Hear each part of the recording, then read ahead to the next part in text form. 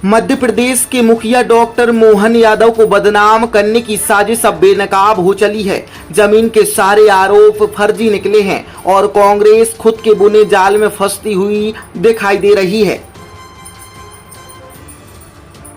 जीतू पटवारी कमलनाथ दिग्विजय से सीएम की कम जमीन है।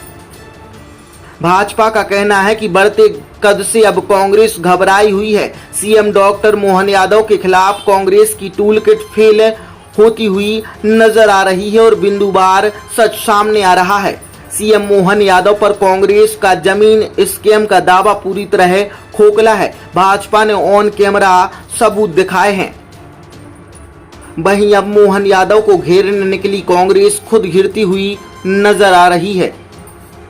आज कांग्रेस पार्टी के द्वारा हमारे लोकप्रिय मुख्यमंत्री मोहन यादव जी पे जो एक आरोप लगाए गए वो पूरी तरह गलत है। भ्रम की स्थिति पैदा करने का प्रयास कांग्रेस और उनके नेताओं के द्वारा किया जा रहा है। मैं समझता हूं कि इसमें बिल्कुल भी सच्चाई नहीं है।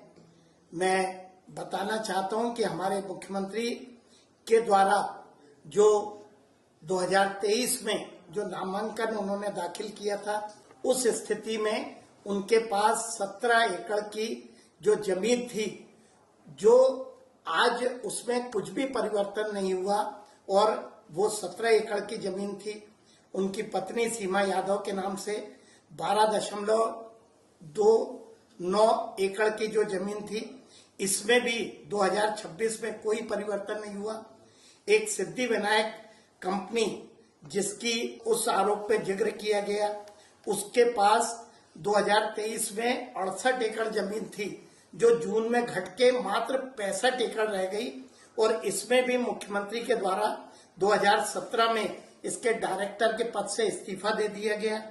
उनके पुत्र वैभव के पास भी 2023 के पूर्व 16 एकड़ जो जमीन थी, उनके मुख्यमंत्री बनने के बाद उसमें किसी तरह का कोई परिवर्तन नहीं आया और ये सारी जमीन मास्टर प्लान लागू होने के पहले की थी। उनकी पुत्रवधू जिसकी अभी विवाह हुआ है, शालिनी यादव के द्वारा जरूर 10 एकड़ की एक कृषि भूमि खरीदी गई, जो कि विकसित जो मास्टर प्लान एरिया है उसके बाहर की थी।